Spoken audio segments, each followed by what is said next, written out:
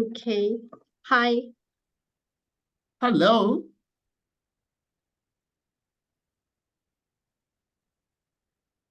Okay, hi everybody. Welcome. We are going to wait a couple more minutes for more people to be admitted and then we can start.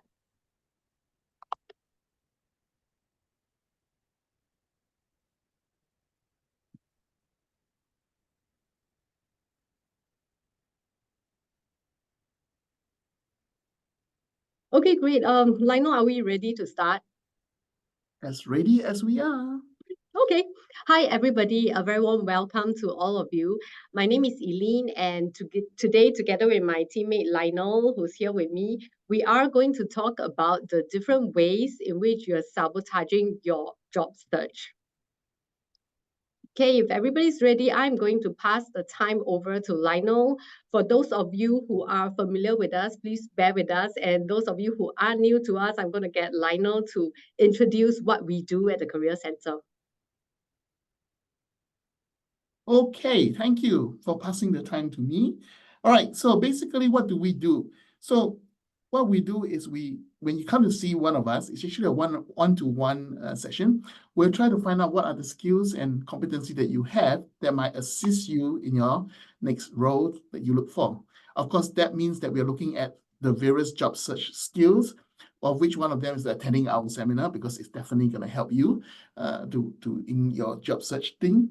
And of course, some of you may be wondering, what is it like to work in the finance sector? What is it like? What are the hottest jobs right now? So if you come to see us, of course, we'll let you know what's going on in the labor market, the finance, especially in the finance labor market, and what are the jobs that are in demand by the financial institution. And of course, besides webinar, we also organize what we call in-partner engagement. That's where you have a chance to meet other finance profession, so that, if you want to, perhaps you could do one, let's say, for private banking. And then those of you who wish to be in private banking can come to this networking event to get to know who are the private bankers, or if not, the hiring team of the private bankers. So at least you get to network with them to help you in your job search. Last but not least, obviously, all these that we do, the ultimate goal is to help you to have a plan so that you can get employed, so that you can enhance your employability to build your personal brand. So in a nutshell, basically, this is what we do if you come to see us. At the end of the webinar, we will put an email address out there. So you can email to us, and all you have to do is say, I would like to see a career advisor, and either myself or Eileen and some of our other colleagues will be assigned to take good care of you. Yeah. Thank you, Lionel. And so we are ready to start proper. You mean that wasn't proper? Sorry about that. Yeah, so to just recap, today what we are going to be talking about is all the different ways in which we have seen our candidates in the past years that we've been with the Career Center sabotage their own job search. And so to do this, there are a few things that we are going to cover. So the first area that we are going to cover is some basic job search principles that I hope will help all of you in your job search. And then we are going to talk about the funnel, which is the single most important part of this whole webinar. And then we'll talk about within the funnel itself, what are some of the huge mistakes that we have seen repeated over and over again by our job seekers. And then, of course, we have Q&A. And those of us who are new to us, who are not familiar with the way Lionel and I like to run this, usually we take as many questions as possible, because in our experience, the more questions the audience asks, the more we can share about all sorts of things that you may not otherwise get to hear. And we do have a lot of things that we would like to share with you. So we encourage our audience today to really hit the Q&A box and ask as many questions as you can. Yep. And I think the other thing is, for those of you who always want to ask, will the slides be given? The answer is no. So if you see a slide that you feel is going to help you in your job search, just take a picture of it, right? Then that will be your reference when you either come to see us or on your own, you decide to do your own job search. Yep. And yeah, so we're ready to start with job search principle number 1, the chicken or fish principle. What this means is I wanted a way to help every one of you remember this long after this webinar is over. Walk into any room and ask the room whether the group size is 10, 50, or 100, and ask them, do you prefer chicken or do you prefer fish? And chances are you are going to get roughly half the room saying they prefer chicken and the other half preferring fish. Now, how does that relate to job search? This is another way of saying the 50% rule, which means that in the course of job search, you are going to ask your partner, you are going to ask your friends, you are going to ask your colleagues, and you're going to ask your bosses. And perhaps for some of you, you are going to ask multiple career coaches about various parts of things that you're doing in job search. So some of you might be asking things like, should I have a cover letter in my job search? Other people might be asking, how many pages should my resume be? Should I do a 4-pager? Should I do a 2-pager? Or should I send a thank you note after the interview? You know, and the more people you ask, you will realize that you will always have half of your friends or audience telling you, yes, send a cover letter. The other half will tell you no. And the point of what we're trying to show here with this job search principle number 1 is that the more people you ask, the less likely you're going to be able to find a model answer for what you're supposed to do. And this is something to embrace. It's not something that all of us who, especially those of us who have grown up in the Singapore education system, we are used to having just one perfect answer for every question we have. So the purpose of this, sharing this basic principle of job search, the chicken or the fish rule, is really to just remind all of you that the more people you ask, the less likely you are expecting to get a perfect model answer. And which brings us to the next job search principle, which is eat the meat and spit out the bones. Which means if you ask someone and you ask the first coach and you find something useful from the first coach, and then the second coach disagrees with the first coach, and then you again find something useful from the second coach, our encouragement to you all is that, you know, your best bet is really just to take what you can from everyone that you meet along the way and just spit out the rest. Don't quibble and do not go from coach to coach or friend to friend to say the previous coach told me this and why are you telling me this, and spend your time on that. That, in our experience with our job seekers, that really doesn't help. Yeah, that's correct.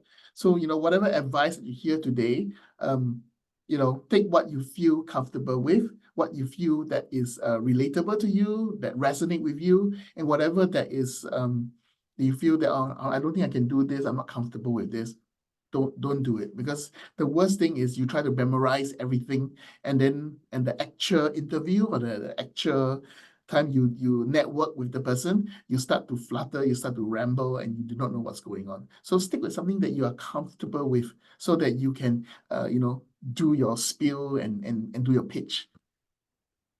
Thank you, Lionel. And with that, we are done with the first part of what we were trying to share with you, which is the 2 fundamental job search principles. So the first rule was the chicken or the fish rule, and the second principle is eat the meat and spit out the bones. So the second part, we are going to cover what we call the funnel. And this is the single most important slide in this whole webinar. And for those of you who might be jumping in late, if you don't remember anything I said before this or after this, I hope that everyone can take away from this webinar this whole concept about the job search funnel. What we mean when we talk about a job search funnel is that essentially every job that you apply for is a funnel that you, the job seeker, is going through. And what this means also is that for an employer that has a job to offer, every job that is on offer is essentially one whole big funnel. And at every stage in the funnel, from the job application stage to the next stage, which is resume writing, and then to job interviewing and to the decision maker, what the employer is looking to do is to eliminate people at every stage. So bear in mind, this is quite fundamental to you getting success in your whole job search. Understand that at every stage in the job search process, there are things that can cause you to be eliminated, and there are things that will cause you to be advanced to the next step of the job search process. Yeah, And think of it. yeah. Sorry, think of it as like Yes. you know, when you're in school and doing physics, you do the lab test of filtration. So you know you're going through from job application, and you want to come out from the decision maker as the one and only person that's going to get offered for the job. Yep. And so in essence, now that you understand what this whole job search funnel is all about, your goal then in the whole job search process is the next slide, which is your objective as a job seeker is to get through the funnel so that you can get to the decision maker stage. And what this means is, for example, if you're deciding between having a 2-page or a 3-page or a 4-page resume, ask yourself this question: how many pages will it make it easier for me to get through the funnel? Will having a 10-page resume get me eliminated for any reason? So that's one consideration. Another example of that would be, should I describe my gap in my resume? How will that help me get through the funnel, or is that going to get me eliminated in the funnel? So for example, another question you might be asking yourself is, should I put a photo in my resume? Yeah. That's one of the many questions that we get. Or should I write a cover letter? Is that going to help me or harm me in the process? Or should I talk about the fact that I had to take a 2-year break to look after family members? And how should I go about doing that? Every single question can be addressed by answering this question. Will this help me get through the funnel, or is it liable to get me eliminated? So I hope that that helps us get started thinking about what are the mistakes that we are making in our job search on a day-to-day basis. And for those of you who are new to us, I do encourage you to put in as many questions as you can within the Q&A box. Lionel and I usually try to finish to answer almost every question that we see coming in. So okay, the next step that we are talking, now that we have explained exactly what the funnel is, we are ready to talk about the mistakes that we see all our job seekers make again and again at the Career Center. And the purpose of this is really to encourage everyone to learn from the mistakes that others have made before you, so that in your own job search, you can be a lot more successful and faster. So mistake number 1, job application process. In the job application stage, right, what we are talking about is, do you even know whether you are applying for the right job? So for those of you who have been reading a lot of articles on job search on LinkedIn, or even watching TikTok videos on acing the interview, sending out a perfect resume, okay, a lot of the problems lies not in you having a perfect resume, or even you having a perfect interviewing technique. The reason why many people, after looking at all these TikTok videos, reading all these blog posts on how to write a perfect resume, you do that thing, and then you find that you're not even able to get any interview from your resume process. Sometimes the problem is actually right at the beginning. Are you actually competing in the right space? So when we have this slide where we ask you whether are you in the right funnel in the first place, we are asking everyone to ask yourself this question: are you applying for the right job in the first place? And by right job, we are also talking about, are you competing in a space where you have a reasonable chance of success? To flow down the tunnel. Yeah. Flow down the tunnel. Yeah, flow down the tunnel. So the thing is, so we'll start talking about the first box, the yellow box, which is data analyst versus business analyst. Now, this is a real example. one of the people that we were trying to help, right? Her previous company actually called her a data analyst. But the more we talked to this candidate, the more we realized that this person was actually doing the work of a business analyst. And so this person had spent many months applying for, number one, applying for jobs with the title data analyst. She totally ignored jobs with the title business analyst.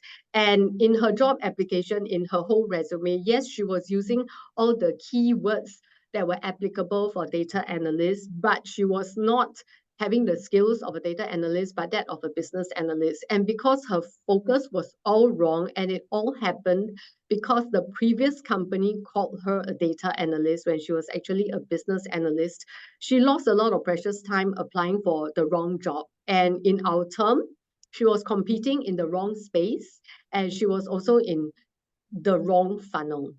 So this is an example. And for those of you who are pretty new in the job search journey, and if you have done a lot of things in your career and you have a lot of skills that you have experience for, it pays a lot to take your reference from the market, which means to ask yourself and to ask people who are around you. You can ask a career coach, you can ask your friends. Let the market be your reference. Is what you are doing, I mean, if you think that you are a business analyst, are you truly a business analyst? And this also applies to people where companies give very fancy titles. For example, technology evangelist is a fancy job title, and you may find that your company is the only company giving you this kind of title. And if you use LinkedIn to do a search for technology evangelist, you may not find a similar job elsewhere, anywhere. So again, what you really need to do is to let the market be your reference and apply for the right jobs with the right keywords. So that's what we are trying to share with you here. And Lionel, I am going to, as usual, leave you to jut in when you have things to add. I'll let it pass for now. Okay, got it. Okay, yeah. And the next box that we are going to talk about is the low fit box. Okay, so in general, this is especially for those of you who are coming back from a career gap, those of you who may be looking to change your career, which is what we call a career pivoter. Yeah. You are applying for jobs for which you have very, very little fit. And surprisingly, many of our candidates actually don't realize this. And when we say low fit, we are talking about, for example, if the job requirements require 10 years experience and you only have 2 years of experience, now we are calling that a low fit. Another example of low fit is that if the job description has got 10 different requirements and you meet only 2 of them. So 2 out of 10 is what we would consider a poor fit, a low fit. And even if out of 10 requirements, you think you meet 5 requirements, we also want to share that from our experience coaching so many candidates in the last 5 years, many people think that a requirement like proven track record or good communication skills or teamwork or interpersonal skills qualifies as a requirement. Now, that is not a requirement. Yep. Okay, and it is very, and for those of you who have been in the job search journey for a while, right, just saying on your resume that you are a team player is really not meeting the job requirement, not at all. Yeah. So I hope that helps some of you understand. Some of you might already see yourself making this mistake somewhere.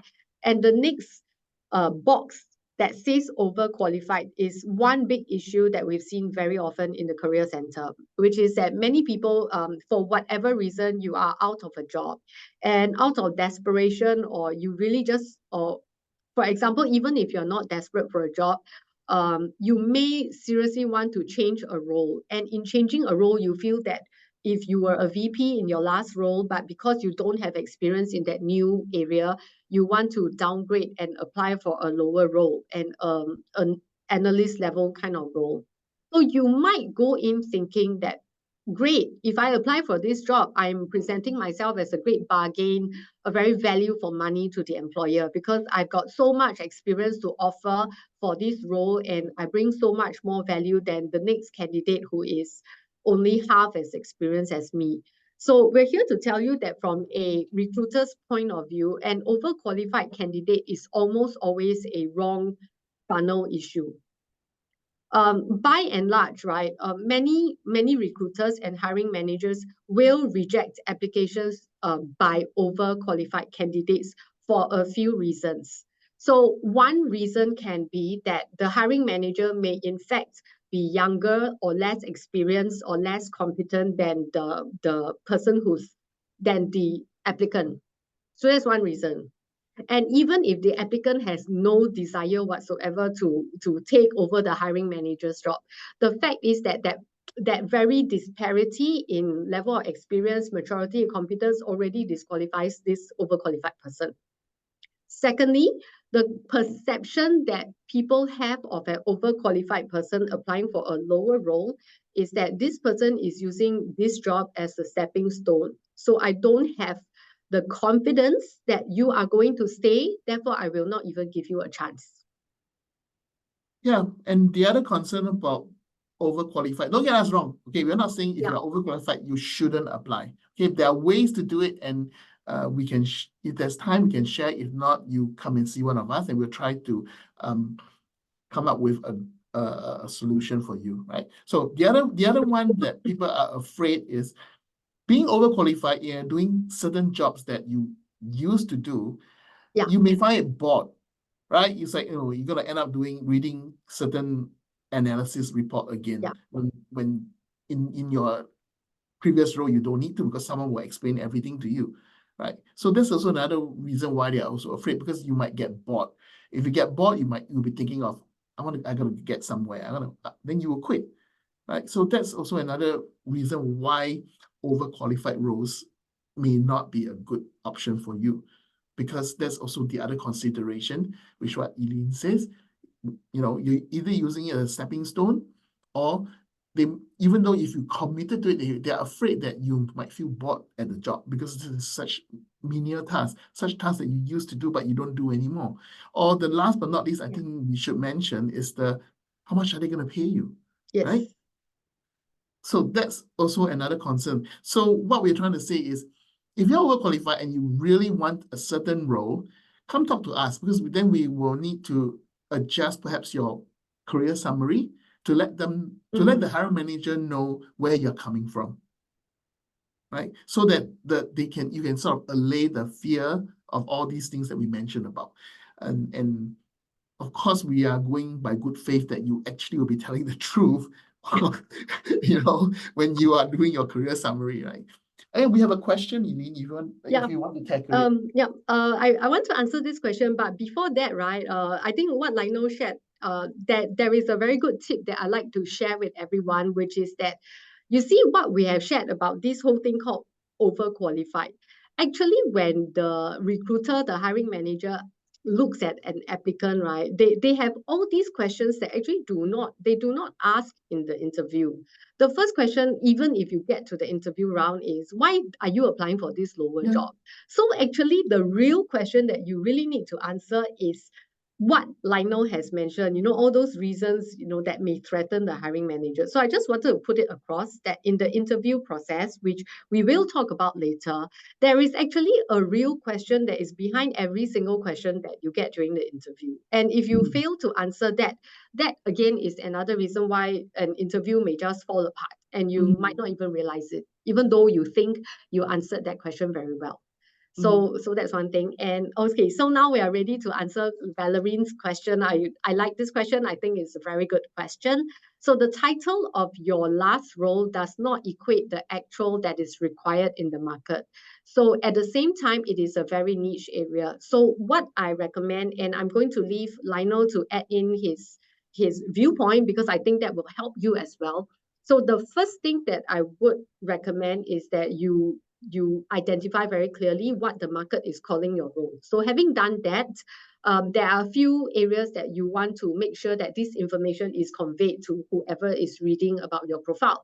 So on your LinkedIn profile, you are always free to put in that the role that the previous company gave you, plus the actual title in your LinkedIn profile, the actual title that the market is calling your role, so that you can get picked up by the algorithm in LinkedIn where recruiters are searching for your role.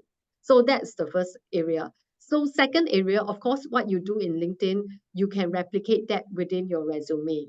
And the next thing you want to do is, now that you are clear that you know what the market is calling you, it is also time for you to practice your elevator pitch or tell me about yourself. So if previous company called you by a very esoteric name, for example, technology evangelist, when you meet people in an interview, in a networking situation or an interview, if you feel like, okay, I don't want to introduce myself as a technology evangelist because people are going to get confused and walk away, then think of something that you want to identify yourself with. And then that will help you to explain your value proposition much better in a social situation. So if it is a niche area, then again, there is a lot of scope for you to explain yourself. So in LinkedIn, the experience, the about me section in LinkedIn allows you to explain a lot about what you actually do and what you have to offer. So that's one thing. And make sure that section is filled with keywords that you need for to be found by the algorithm for the role that you want to apply for. Okay, so that's the first area. And within LinkedIn itself, the individual job section, you also need to make sure that you put in all the correct terms that the market needs within that.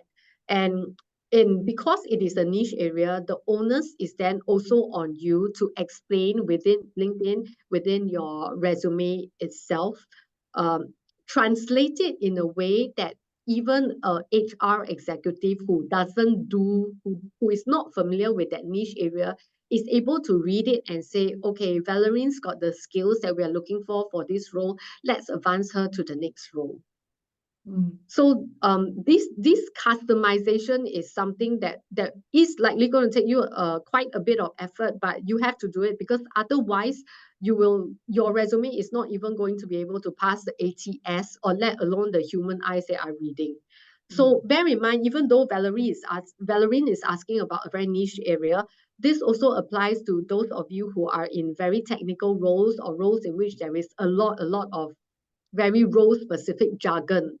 Not every HR person who is reading or doing the screening of resumes for the first cut is going to be able to understand it if you do not take the effort to customize your resume. So that's something we hope everyone can take away from this.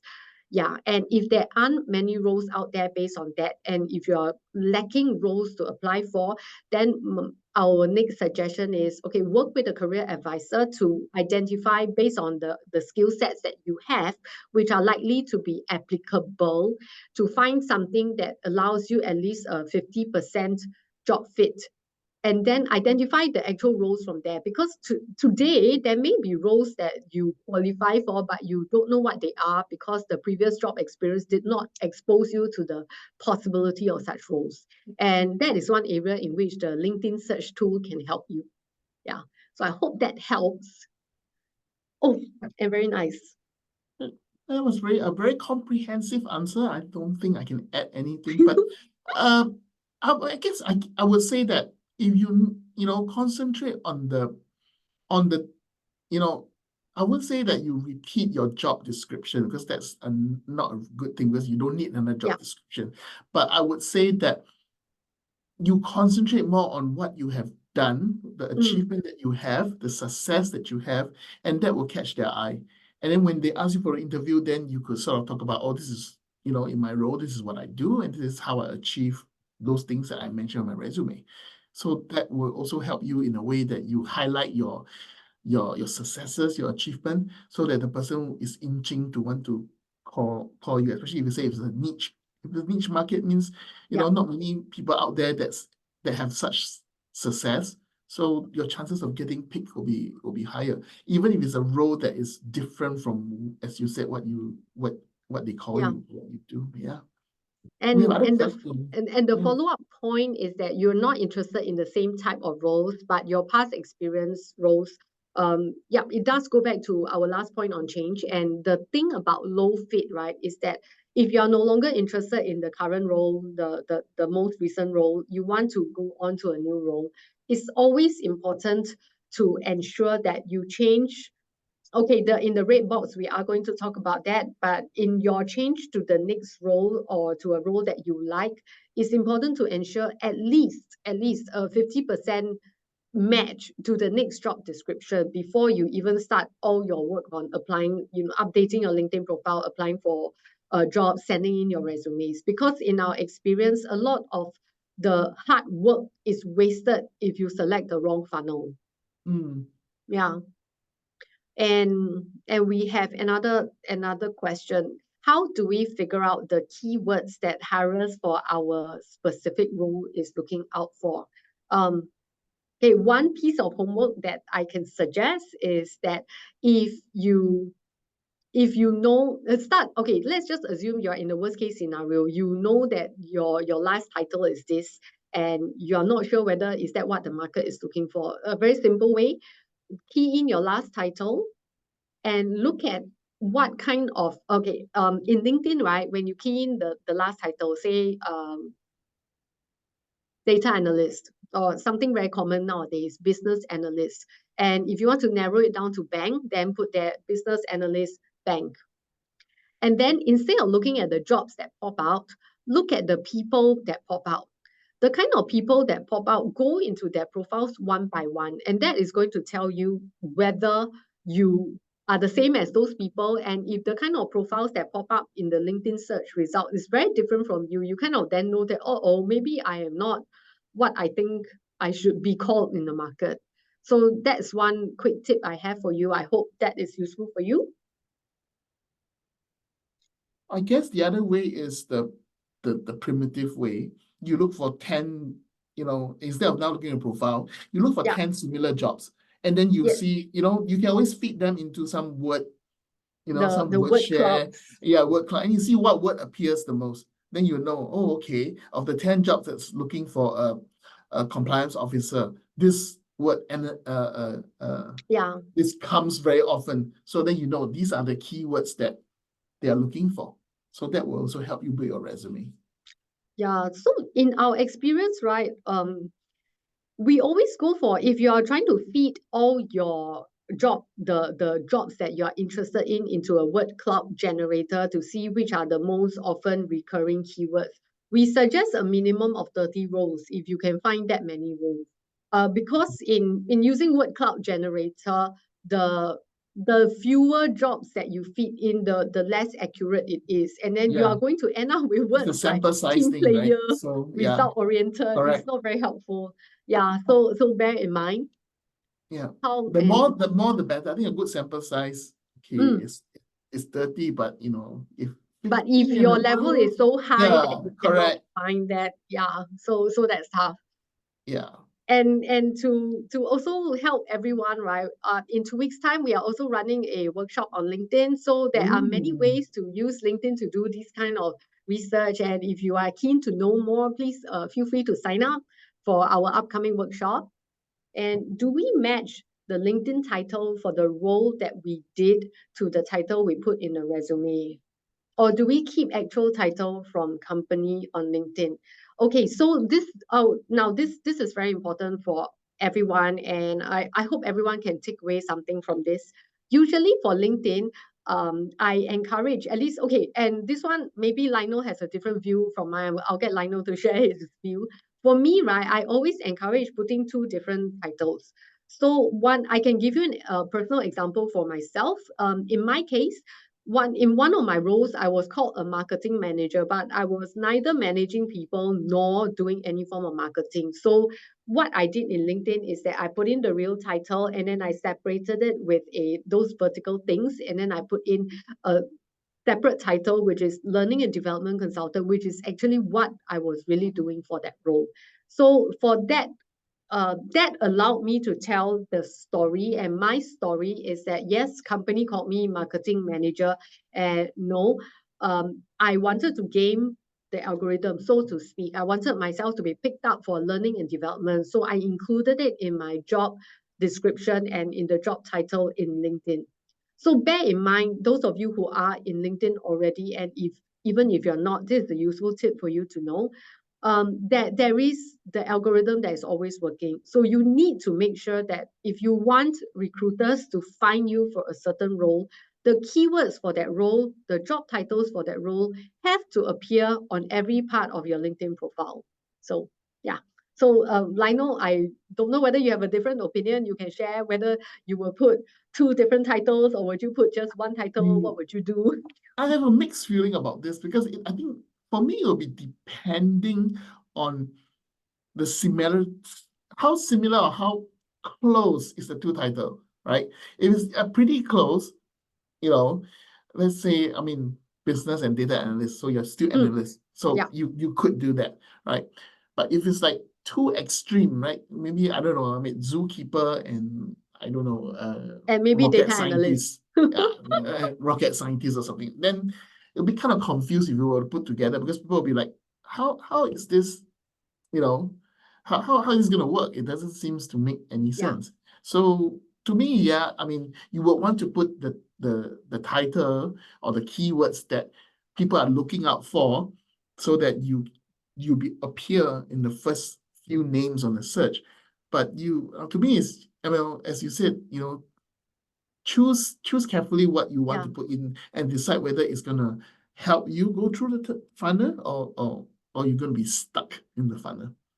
And as an aside, right, also within the resume itself, so bear in mind, many companies are also using what we call the ATS or the applicant tracking system these days, which is also, again, going through another filtering thing using keywords. So again, if your work, if the company that you're applying to is big enough, they are using an ATS software, and then you're using a title that's not really quite understandable to the software that it is a relevant title for that job, bear in mind you are also making a mistake here that could cost you that particular advancement in the job search funnel. Yeah. Yes, a lot of time titles are misleading to the actual role of the job. Okay, agreed. Total. Yeah. Yep. Yeah. Agree. So we are ready now to move on to the blue box in this slide, which is give me a chance. Now, this happens a lot of times where people who have come back from a career gap or people who are attempting to apply for a new job role, something that you don't have the right experience in, but because you took a course or something like that. And we know is that when you write a cover letter, you are always saying something like, "Dear manager, I have just, I have a gap, I did this, and now I am ready to come back to the workforce, and therefore I am applying for this job so that I have the chance to contribute to the company." Now, the moment you sound like that give me a chance kind of vibe, okay, that is already a big disqualifier. And then we are now bringing in the next box, which is that purple looking, that dark blue box, which says courses is not equals to experience.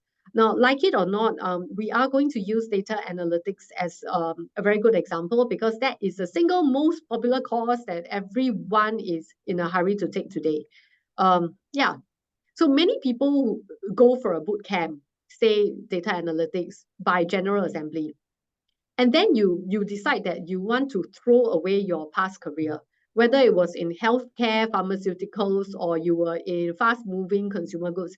You decide you don't want to be that anymore. You want to be a data analyst. And then you take a very short course. And by short, we are talking about a 6 months course on a boot camp.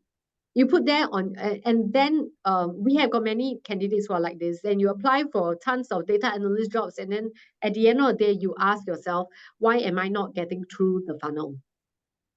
Okay, this is a classical case of you being in the wrong funnel because in our experience, employers really do not give much credence to a job application that comes only with a bunch of certifications or courses and no practical or relevant experience. Right? And what this means is you having taken let's look at it another way. You are competing in the wrong space. So we have a lot of candidates who really want to throw away their past careers and they want to be data analysts. But bear in mind, when companies or employers hire, they are looking for, say, people who have done 4 years in computer science for a data analyst job. There is no way that someone who has taken a mid-career person who has taken a 6 months boot camp course in data analytics is going to compete with somebody with 4 solid years of practicing day in, day out and living and breathing data. And of course, there are plenty of people who are making employers take a second look. I can share an example of that. But what we wanted to bring across through this dark blue box that says courses is not equal to experience is that many of our job seekers are failing in their job applications because you are relying only on that certification as the only source of qualification for the new career that you're looking for. Mm. Okay, and which again brings us back to the low fit thing.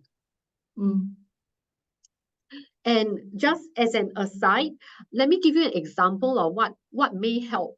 So for example, if you say you are very, very interested in elder care, elder care is a big thing in Singapore, and you are very interested in a career in elder care. Now, if you didn't study anything related to geriatric care, elder care issues and all that, and there's no part in your resume or that says that you have ever been part of a VWO or a volunteer center working with the elder care, or even, for example, those community services like Fei Yue. If you say you're passionate about that and you're not found in that circle and none of that actually appears in your profile, then you're not really passionate about that. So, and I can also share, out of all the many candidates that we have coached at this center, there are 1 or 2 people who stand out. So, for example, there was one person, there have been 2 people, and I'll let Lionel share more. There have been 2 people that I have coached who have stood out. Okay, one didn't come from a data background at all, but he said that he diligently taught himself how to code in Python within 2 months. And he wasn't going to give up.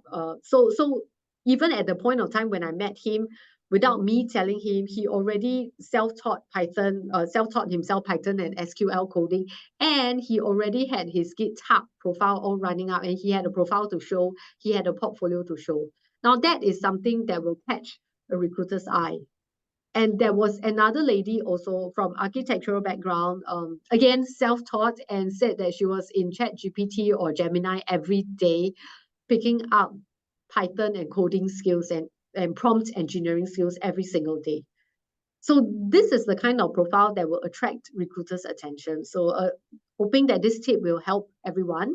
Now, Lionel, if you have examples, this is a good time to share.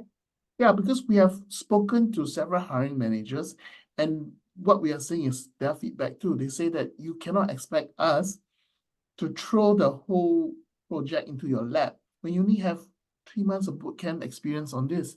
The whole bank, the whole system is reliant on you. I mean, in the first place, if they did hire you, I don't think you will be able to take the pressure, and you might even quit. So it's not to their advantage to look at you. But if you do have the experience, use it as I always say, use it as a complement to your main expertise. Yeah, your main domain knowledge, right? So you could be doing something, and then you use your data analyst to help you do the job better, right? You can mention that, and then that will give you, then you realize that you put yourself in a different bracket now, right? You're not going cold as a direct business analyst, right? So they may decide, hey, actually, I do need someone in, let's say, compliance that knows data. So you just create your own position. That's what I'm trying to say. The book about don't create your own blue ocean. That's what we're trying to say. courses are not generally bad, but if you're going to rely on the course and say this course is going to make me a certified whatever, it's not going to happen. But Yeah. if you take this course and somehow use this course to help you to be better than the next person, then as what Eileen said, you then will be noticed by the hiring manager. Yeah. And now we have we have a next question. Okay, I'm going to let Lionel take this. This is quite a Well, always give me the hard one, don't you? For new world roles like the ESG sector, majority of us have no prior sustainable experience. And how do we pivot to it if educating ourselves in sustainability by attending relevant courses won't help? First of all, it does help. But as we said just now, if you're going to rely on that to say, that's going to make me an expert in sustainability, then it's going to be hard to sell. I mean, there are other ways, as we said, build a profile to show that you are interested in sustainability, right? Not just taking courses. That's what you didn't say. Join some courses that does course as in not COURS. The other same word for course, or a movement, let's say, a movement for green living, a movement for carbon, reducing carbon, to show that you have other things in your pot of bag to show them that you are able to do the job. But you're right, a lot of people do not know what's going on, but you could get the experience from other places. Volunteer, right? Volunteer for those events that is out to be sustainable, right? Urban farming or something. You have to do more than just say I'm going for courses. Yes, going for courses is going to help, but you cannot rely only on that. That's what we're trying to say. Put other things, other experience, other skills that you may have to make you a person that could succeed in that role. And I think another point that we were trying to share, right, is that many of you come with very good experience, existing experience, correct. And existing experience is very good. What we are saying is that in choosing the funnel that you want to compete in, you have to find one in which you have a reasonable chance of success. So the way to do it, especially for experienced hires, those of you who have anything from 2 to 5 to 10 years of experience in an existing field, the best way for you to navigate a pivot if you do not want to be doing that same thing is really to find a role in which you have at least 50% of what the employer wants. And then you can say, okay, in exchange for this thing that I'm offering you that you need, I want the chance to do sustainability. I want the chance to do something else. And rather than you competing straight out with many of these roles. So in sustainability particularly, the field is so new that nobody really knows what is the standard course to take. So that we will share. Secondly, many roles happen as what we call happenstance. So many roles grow out of existing positions that take over additional sustainability portfolios. So in that sense, right, as romantic as it may sound that, I want to throw away my previous career, I want to get into a sustainability role. I think in reality, what we are really observing now is that, hey, look, many of these roles are actually additional portfolios to existing roles. So wherever you may be, it might be a better deal for you to look at how you can expand your current portfolio rather than jumping out of the current funnel into the next funnel. That red square that we are approaching. So the profile fit. Okay, profile fit. For lack of a better word, we are saying a profile fit. So now in profile fit, what we are seeing also is that if, for example, you belong to the age group where, like Lionel and myself, we're still using Facebook. Okay, and you would not want to be you wouldn't want to be in a company where people think that Facebook is for the old and they are all on TikTok now. And for example, if you're someone who values, you might be a young parent, just had a new baby, and you value work-life balance, you value regular working hours. So the last thing you want to do is to apply to an advertising agency. or say an e-commerce firm that runs 24/7 and you're doing operations. That's probably not a very good idea for you. So in terms of profile fit, that's what we're talking about. And there are many people who say, oh, I've been rejected by this company because I'm old, I'm old or whatever. Sometimes what you do not realize is that what actually happened was that during the interviewing process or in the course of your resume, your application, you are exhibiting undesirable behaviors belonging to the age group. And what you're getting eliminated for is not your age per se, but the fact that you're experiencing you're exhibiting behaviors that are not desirable for that position. So for example, in our case, we are not big TikTok fans, right? So we may be discriminated against by a hiring manager because that company that we are applying for may be very big on TikTok and they may think that Facebook is so passé. So one example. Yeah.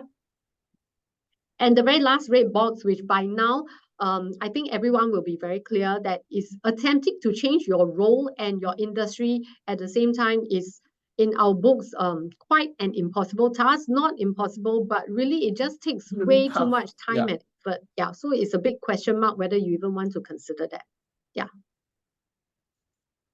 Okay, so to help you solidify this whole idea about, are you in the right funnel? Are you applying for the right job? Are you competing in a space where you have got a fair chance of success?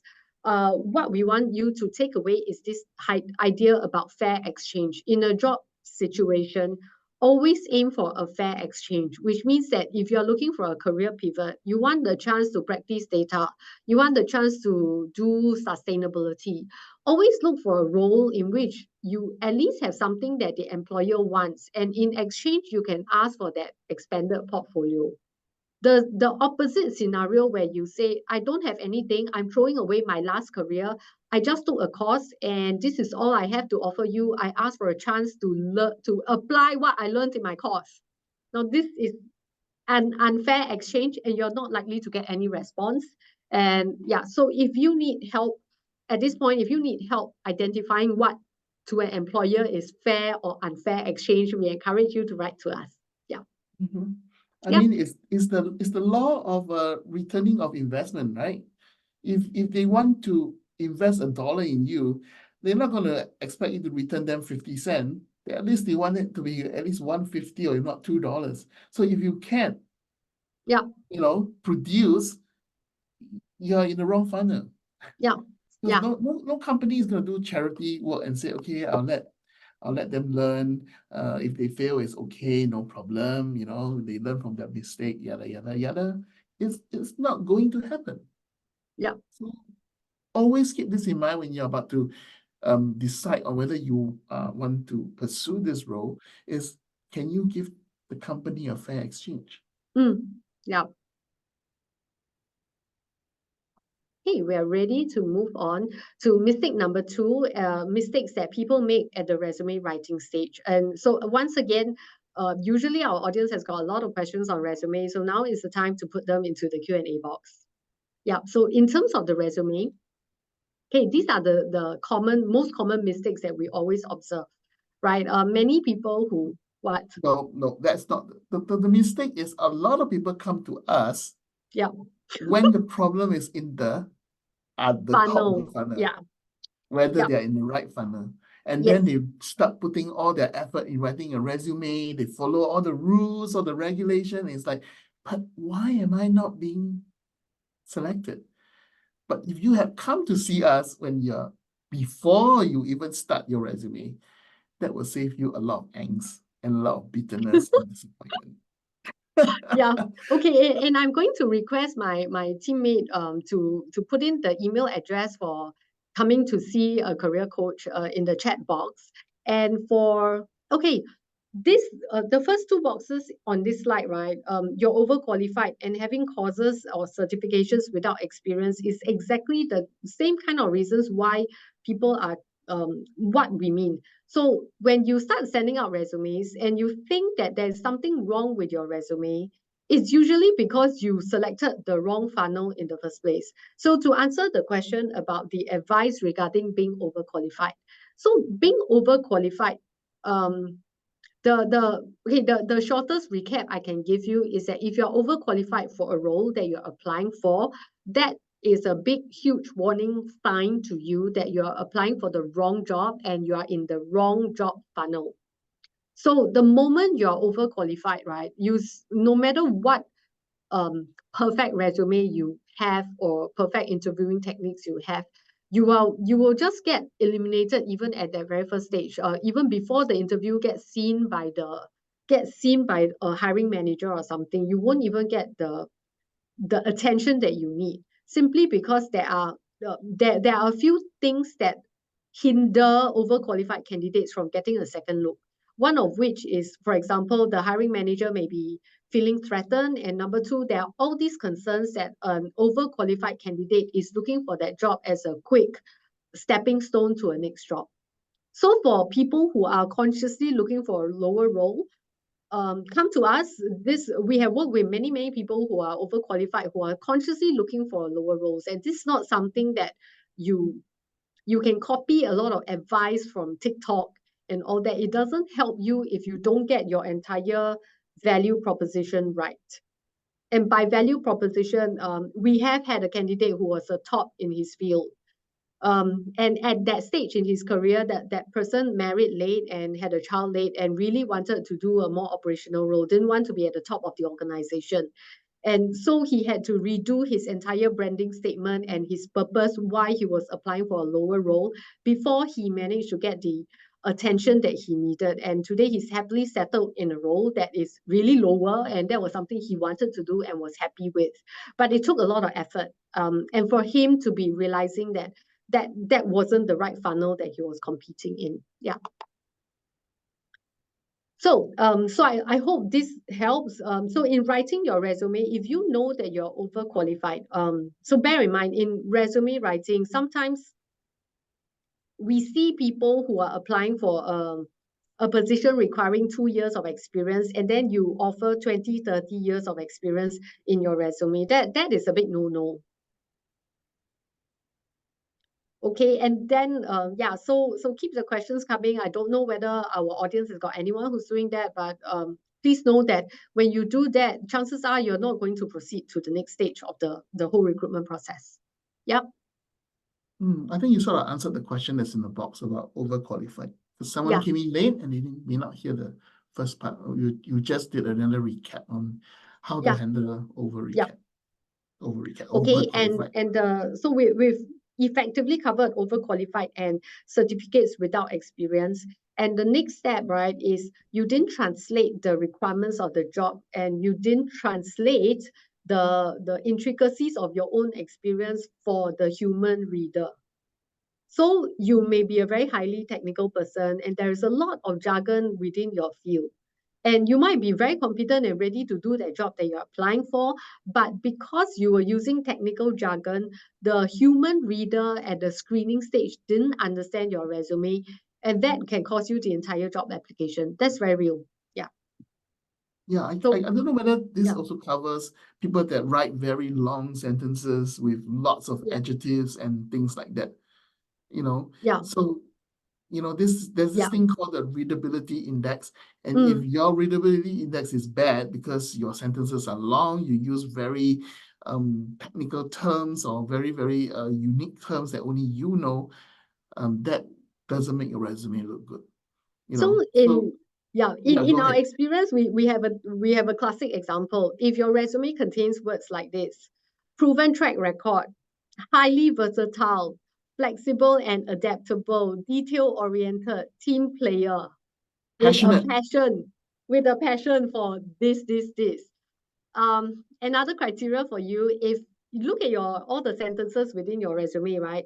If within one sentence you can identify more than 3 different adjectives, like you may say you are a very accomplished analyst, and then you want to add in that not only are you accomplished, but you have got highly analytical and detail-oriented, and 3 different adjectives in one sentence. Okay, and if the entire resume is reading like that, that is a very poor readability resume, not likely to get. And bear in mind, those of you who have attended enough of these resume workshops, right, you would have heard that the average amount, the average duration of time that a reader spends on your resume is only 6 seconds. And in 6 seconds, if I had to plow through 10 different adjectives before I actually find out that this person What you do, yeah. what you do, that's a no-no. Okay. And for example, it's far easier to say 5 years plus experience in agile project management than to say you are highly accomplished, seasoned project manager with diverse Proven track record. projects. Yeah, so if you're guilty of using all these words, come to us. We do encourage you to come and work with our team of career advisors who will be able to help you to really simplify and make your resume more readable. So that's one thing. And with this, right, we are skipping to that pink box that says ChatGPT. So again, bear in mind, if you are using ChatGPT to write your resume, employers, those recruiters who are spending 8 hours a day reading resumes, they also know which are the ChatGPT ones. And your consideration should be, it's a double-edged sword. So one recruiter may think, wow, this candidate is using generative AI, very innovative. I like that skill set. I value this person for his prompt engineering skills. I like this person. The other person may be thinking, this candidate is so lazy. He's using an AI to write his resume for him. So it's a double-edged sword. You really need to make your resume personalized. Yeah. Okay.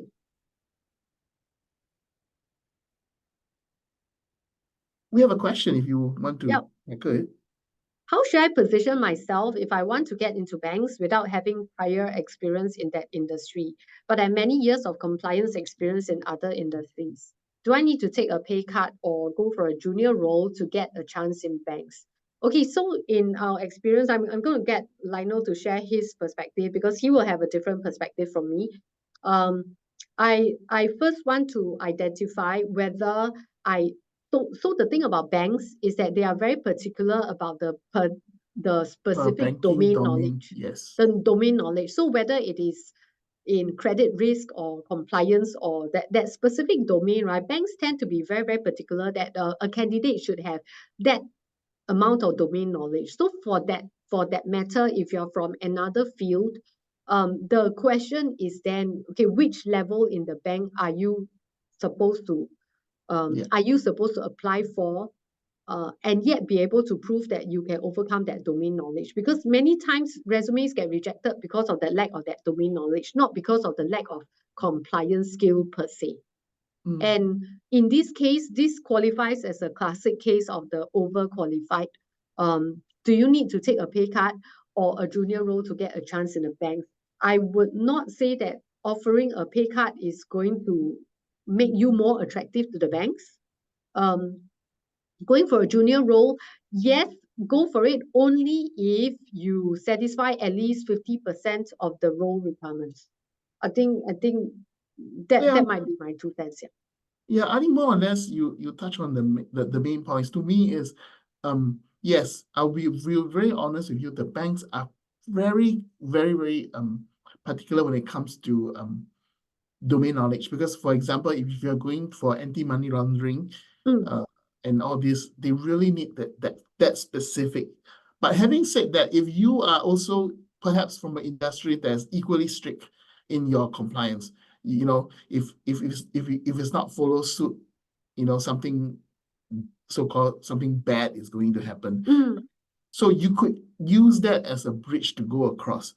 Okay, so if you happen to convince them that this bridge you could cross it, should you take a junior position? I would say most probably, because as we said, if you go for the second level defense or the third level defense, you really need to be spending years in compliance to spot those discrepancy or spot something fishy or spot something that's not correct, right? So yes, you may have to take most probably go for a junior position. As for a pay cut, I would say it depends, as you said, because how big your bridge did you build across? If your bridge is very, very nice, majestic bridge, maybe you have a pay cut, but not as much. But if your bridge is a rickety bridge and you just convince them that, yes, I work in a very strict environment in terms of compliance, regulation, risk control, and all that, maybe you might have to get some pay cut. But at the end of the day, you have to decide, is it worth, it's fair exchange. Because it's both ways, right? I mean, Yeah. if they're gonna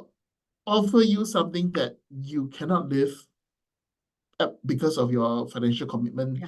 then you really should think twice whether you want to cross that bridge. If you know. And I think also the most important question you might want to ask yourself, right, and that will also help you prepare for your interviews is, what is it about me that is so special that would attract a bank to hire me over someone who has got domain knowledge in that field? Yeah. Yeah. So if you can make a convincing case of that, then I would say you have a chance. Yeah. I mean, for example, you could be in a company that does a lot of policy in terms of compliance, right? So that is one of the things that the banks also look out for people that can set policies and things like that. If you can bring that across to them, and there could be a role that is maybe less senior than what you're getting. I won't call it junior, but you may stand a chance. So again, it's a case-by-case basis. In general, as we said, banks are particular when it comes to banking domain knowledge. Yeah. So we are ready to move on to the next box, which is unexplained gaps. So again, the gaps that we are talking about are gaps of more than 6 months.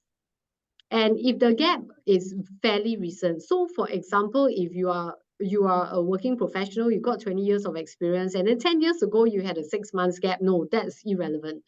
But then if your last job ended in 2022, and then on your resume, you have nothing to explain what you were doing from 2022 until current day, which is 2024, then bear in mind, this is a major disqualifier. It's there are many of our candidates who think that, okay, don't worry, I will explain when I get to the interview. But our point is that you won't even get to the interview because the reader is going to say, what? I don't have time to go to look for an explanation unless the area is very niche. Yeah. So short stints as well. So in this day and age, right? So by short stints, we are talking about stints that are 3 to 6 months. And if you have many of them in succession, it is best to either lump them together or have some way of explaining that does not make you either look like a job hopper or make you look like you were terminated for whatever reasons. Yeah. So bear in mind in doing all this, what you're really addressing is the kind of impression that the reader has of this candidate. Yeah. And with regards to domain knowledge or lack of, how do you get around this in the resume? So okay, in the resume, right, the lack of domain knowledge is not something that you can get that you can cover up. It's going to be obvious. However, you can mitigate it a bit if you can make the translation for the reader. That means if you're from the defense industry, you're trying to move into the banking industry, and the hiring manager is not going to know what people in defense does. So it's incumbent upon you to explain your domain in such a way as to make the hiring manager realize, they are actually employing the same investigative mindset, the same research mindset, or something like that. So I hope that helps. Yeah. Yeah. I will say the same thing. I mean, there's no way you can hide. I mean, it's quite obvious. Whatever you write a resume, they can read, they'll know whether you have or you don't have, right? So it's the way you write it, right? So as I said, we can help you to come up with a way to write it such that the potential, the skills, the transferable skills especially, will be there and highlighted. And if you write your resume in a way that you only talk about your success and your achievements, that will also kind of convince them, because at least they know that your way of doing things, the way you plan, the way you your logical the logic that you use has enabled you to be successful in your role. So how can you bring that to this new role? That's all they want to know. If you can convince them that I can bring this kind of success to this new role, and because I have what it takes to do it, we will help you to highlight it, and hopefully that will get you to that role that you want to take. Yep. And okay, now I'm happy that we have another question. How can we explain the gaps before shortlisting for an interview? Do we need to state in the resume given we have only limited pages? So gap, okay, unexplained gaps, gap explanation is something that we really encourage you to talk to work with a career advisor about. Because for a few reasons. So when you have a gap, number one, if the gap is very long, you're going to have to explain what you did during that time to stay relevant, right? It cannot be blank. And neither do you want to say, for example, you spent 8 hours a day watching Instagram memes or something like that. That's not a good idea. And that's scenario number one. Scenario number two could be, for example, family care gaps. Again, you need to be careful how you explain that, because if there are a few scenarios and we are painting all the worst case scenarios so that you understand what you're up against. For if you have a young child and then you say toddler care leave, then the employer, like it or not, employers are a heavily biased bunch, right? The first thought of the employer looking at this CV is that if I hire this person, I'm looking at a lot of childcare leave. So that's another thing. Or you know that there are, as much as we do not like to say this, the fact is that there is a lot of these hidden biases and hidden prejudices that exist in the entire hiring process. And if you're not careful about, and which is why we encourage you to write in and work with a coach to really brand Address that the thing. gap, Yeah. address that gap in a very attractive manner. Yeah. Yeah. And I just want to add that Yeah. if you want to know where to put it, you could do a cover note, not a Yeah. cover letter, a cover note. So it's a short little paragraph just to explain why is there a gap, or why are you doing so many contract roles. That Yeah. kind of things Yeah. that you don't put on the resume as a whole. Because you did say that, oh, I have limited space in the resume. I'm not going to waste, I won't quite waste, but I'm not going to put a section just on that. Then it's fine. Put it as a cover note to say to let them know, right? Oh, And yeah. and believe us, even if you think you have very bad gaps and you think you're a hopeless situation, our career advisors are competent enough to help you to rebrand your gap. I know this from experience because we do have a fantastic team around here. Not here, we don't promise miracles, but we promise something quite near to one. So yeah. Oh dear, So oh dear. so work with us. And to explain short stints and too honest. Okay, I'll explain short stints first. So the thing about short stints is that if within the whole resume, right, you have something like 5 or 6 stints of contract jobs, and each one is lasting 3 to 6 months or even 9 months, it's going to start looking like the problem lies with you, even though it may not be your fault. I mean, it may be all you could do to put food on the table. But so in this case, what we want to do is to get you to the next round, right? Not to get you eliminated. So we don't want to explain every single job stint to say, oh, contract ended, and then you look very odd. So what you want to do in that case is really to lump everything together and perhaps have something to explain the entire stretch of time. Yeah. So and is there any reason? So before we move on to too honest, is there any reasons why candidates cannot move past the first round of interview? We're going to cover that in the next slide.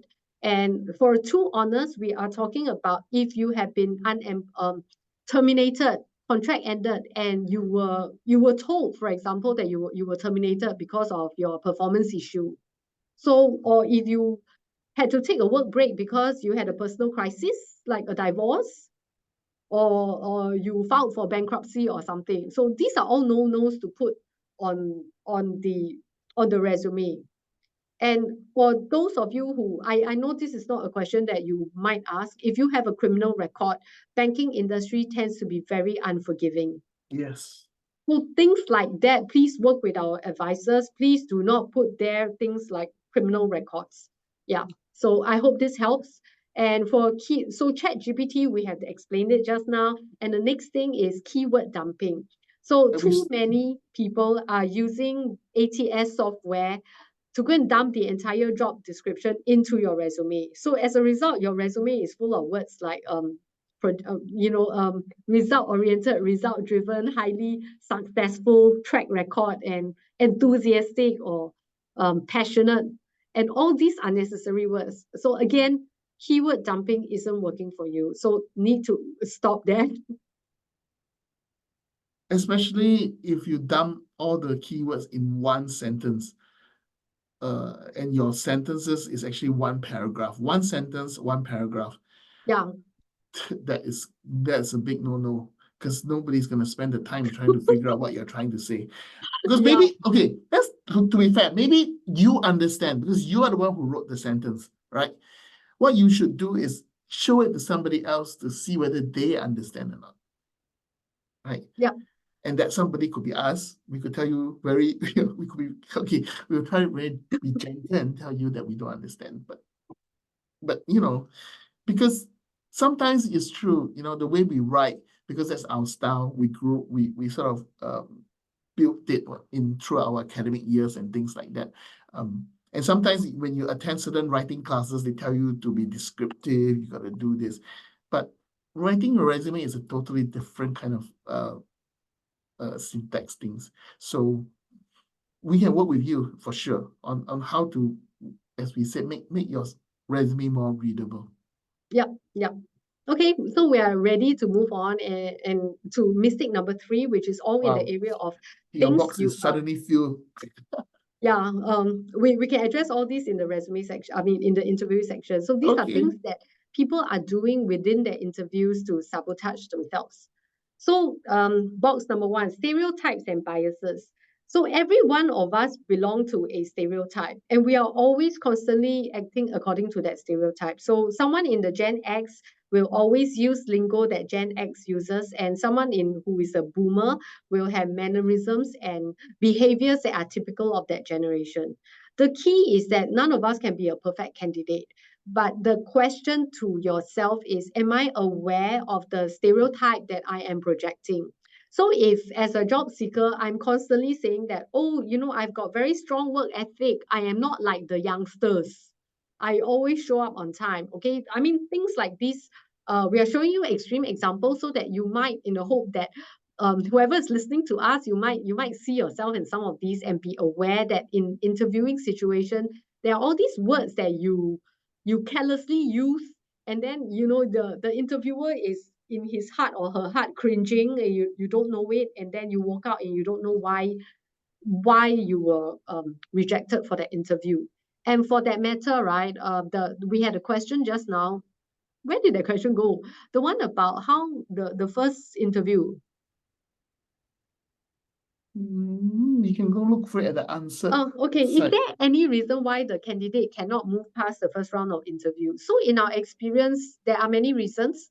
Number one, if you're talking about first round of interview being the phone screening where you have a recruiter, sometimes the job doesn't actually exist. And we have got recruiters ghosting candidates. So what this means is today, you get a call by a recruiter, and it's a very last minute thing. So either the recruiter is doing the interview on the spot, or the recruiter is arranging for an interview the next day within very, very short notice, less than 24 hours. And the recruiter is not based in Singapore. And then the recruiter asks a few questions, like the opening question might be, what is your asking salary? What is your past salary? These are all red flags that there isn't a real job waiting for you. And so if you don't get past this kind of interview, we'll say, okay, forget it. Yeah, just move on. That's a ghosting scenario. In other cases, what we are going to discuss in this slide particular, if the job that you are in, if it's a real interview situation, and the job that, if you're interviewing for a real legitimate job, right? Many cases, these few boxes will answer why you're not getting past the first round of interview. So the first thing is stereotypes and biases. Secondly, salary. Salary is almost always used as a filtering criteria. So we have so many candidates asking, so when, what happens, what should I do if they ask for my salary? What should I divulge my expected or my current salary, and so on and so forth. So the general rule of thumb is, remember that funnel, right? the higher up you are in that funnel, the more likely it is that salary discussions anywhere near the top is going to cause you to be filtered out or filtered in. So the further you can push the salary discussion down towards the decision maker, when you're nearer to the decision making, then you reveal salary expectations there. But before that, it is almost always used as a criteria to filter you out. So I hope that helps. And unresolved baggage. So unresolved baggage is about many people who are in the job market in the first place is because you had to quit a job due to an unhappy experience in the past job. So we call this career trauma of any kind. Now, if you do not resolve this career trauma, and it just takes one very innocent question from the next interview. Tell me about your past job. What was your best experience in the past job? What would your boss or your colleagues say about you? Okay, these kind of things can trigger a lot of emotional baggage in you, and you can break down or let bitterness show through during the interview if you fail to resolve that baggage. So that's one thing. And I have also had an extreme case. A lady was retrenched twice through no fault of her own because company closed twice. And then it just took one recruiter. One recruiter asked, so why were you retrenched twice? There must be something wrong with you. The lady burst into tears on the spot at the second interview. So unresolved baggage, that's one thing.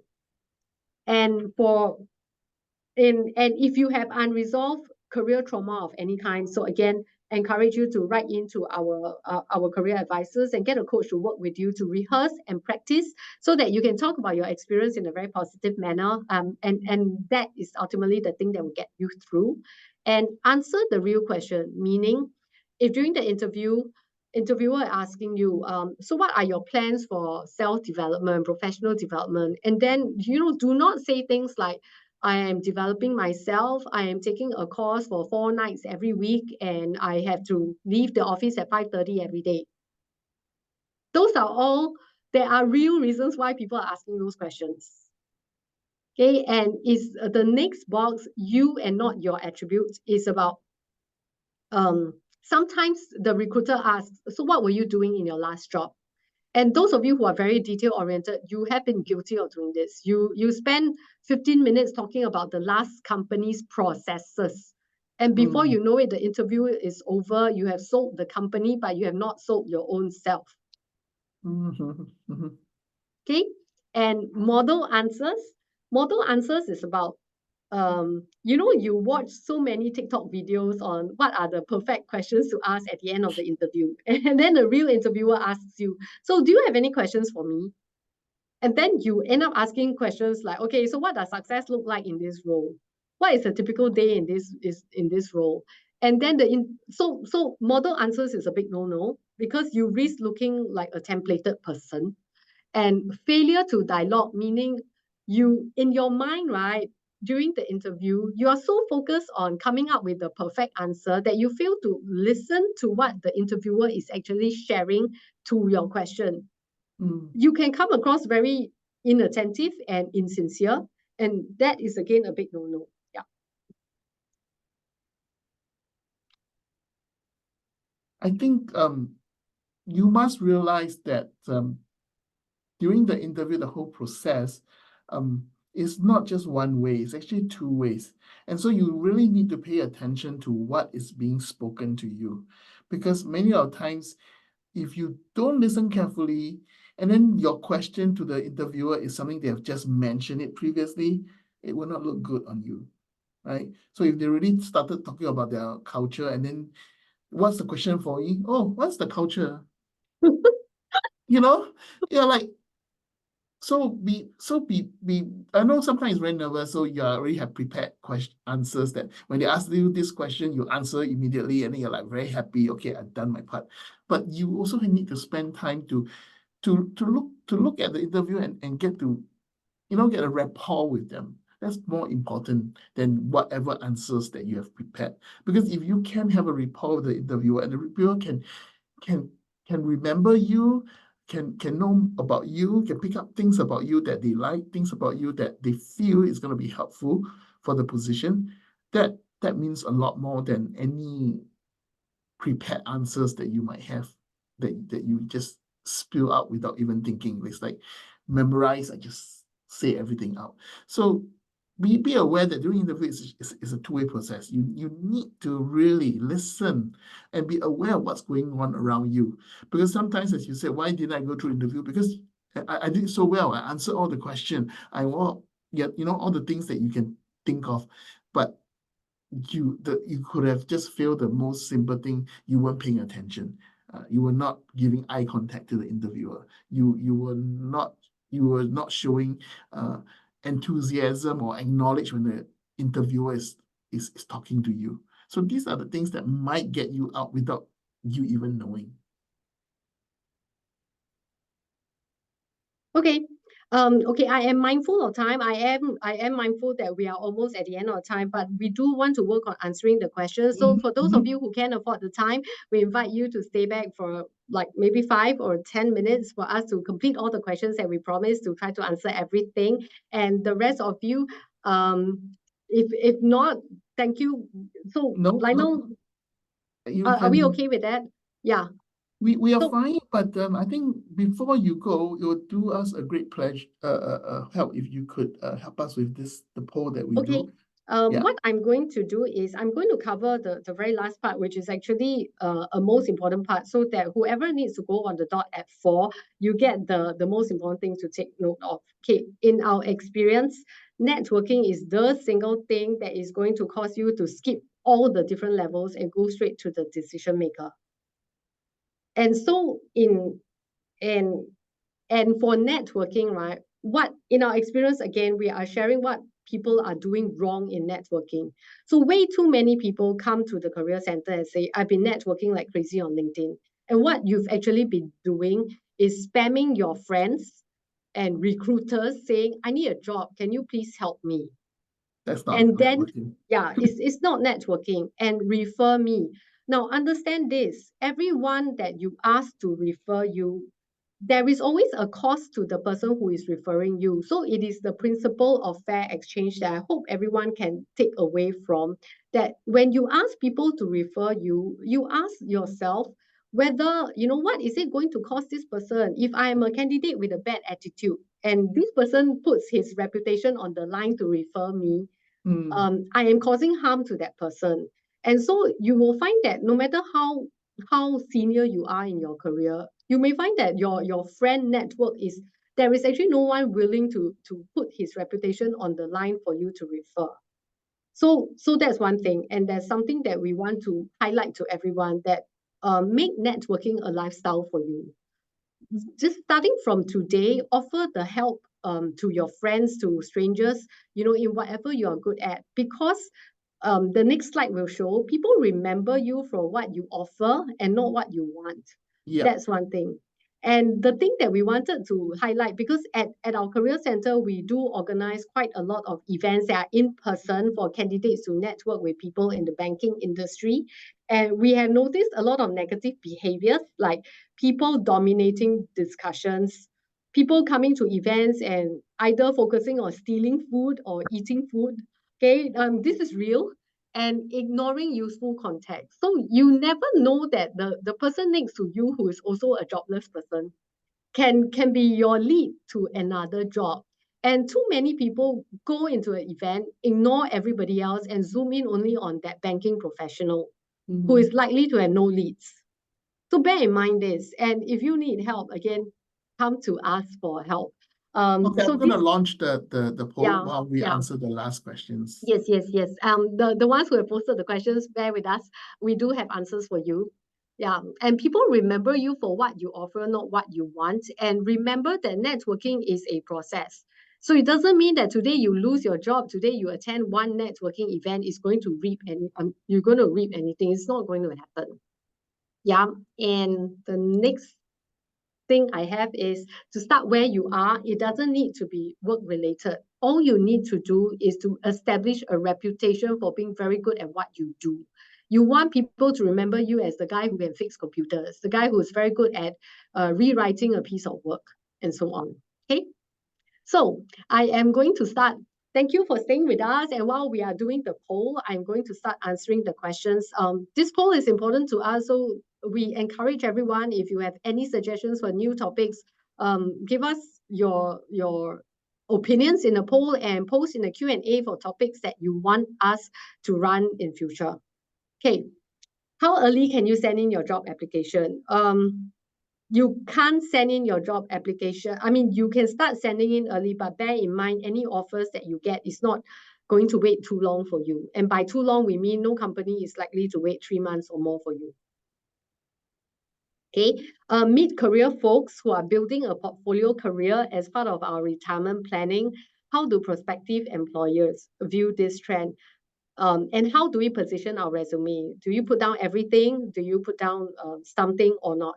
Say, my suggestion is part of your retirement planning, right? Please do not put the word retirement anywhere in your application.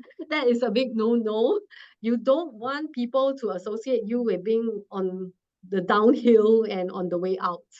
And as for a portfolio we always, okay, if you have a portfolio character, it is always, depending on the context, better to create a portfolio of stuff you want to do. If you are going into a consultancy kind of route, create a portfolio, not a resume.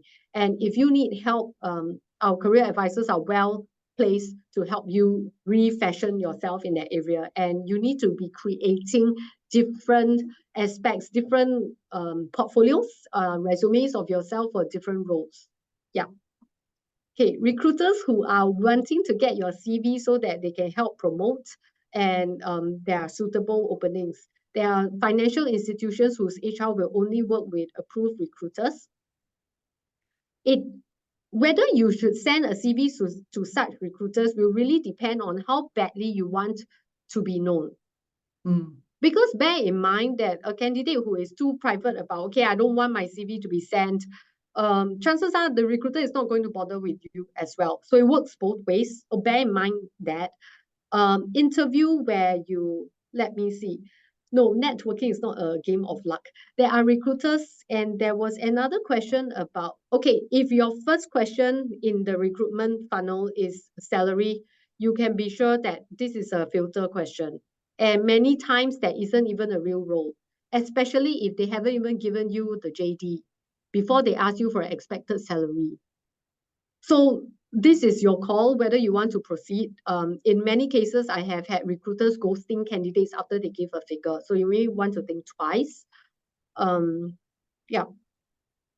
And then I had attended interviews where I asked a team about team culture, but interviewer told me the organization culture instead. Okay, this one we really cannot answer. And to do a post-mortem of the actual interview, again, our coaches are ready to help you. What we do with our candidates is that if you have gone through an interview and the interviewers do not want to give you feedback, come to us with a list of the questions and what you have answered, and we will be able to help you troubleshoot. Yeah. So a personal development question would be, okay, again, without the context, we will find it very hard to answer, but you really want to give the idea that you are a lifelong learner.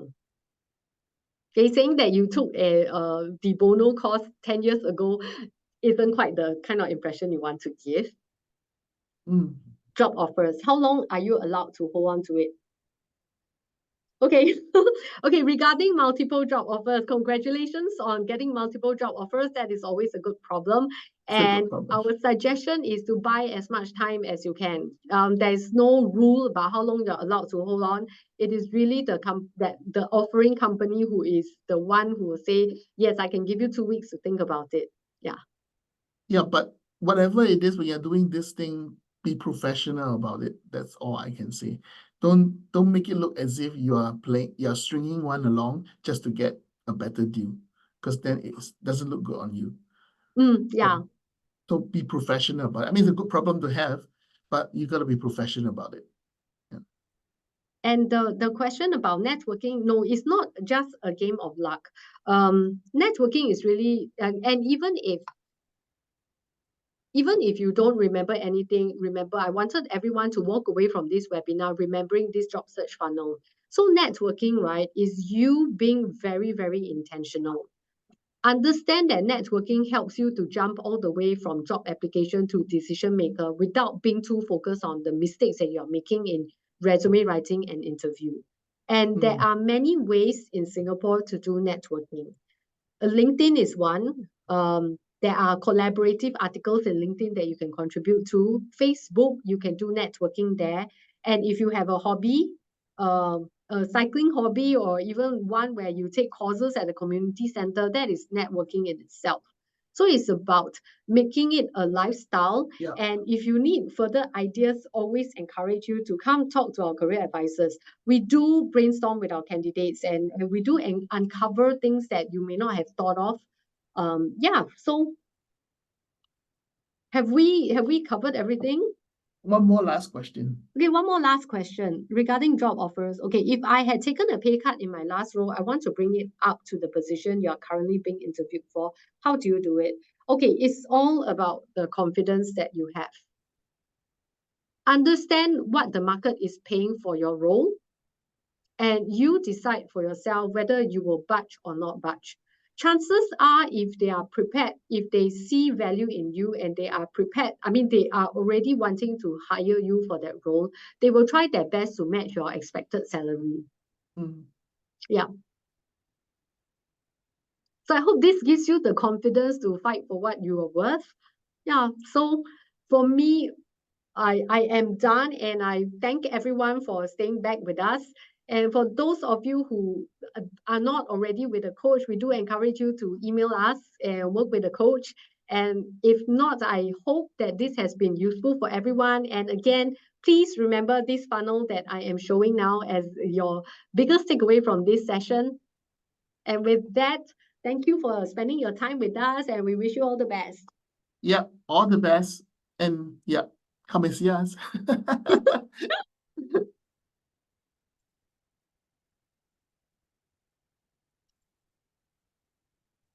Eileen, you can, yeah, Yeah. you can press the leave